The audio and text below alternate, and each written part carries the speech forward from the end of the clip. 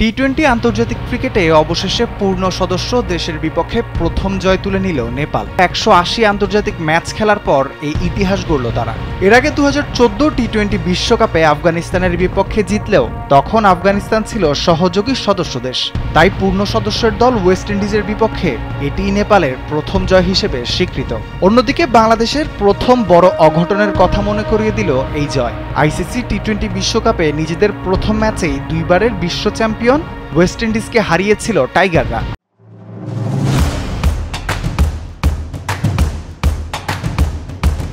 ২০০৭ সালে ১৩ সেপ্টেম্বর জোহান্সবার্গে ১৬৫ রানের লক্ষ্য তাড়া করে ৬ উইকেট হাতে রেখে জয় পায় বাংলাদেশ।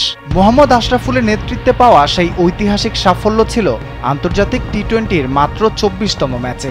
নেপালের এই জয় যেমন নতুন দিগন্ত খুলে দিল তাদের জন্য, তেমনি মনে করিয়ে দিল ছোট দলগুলোর বড় স্বপ্ন দেখার সাহস।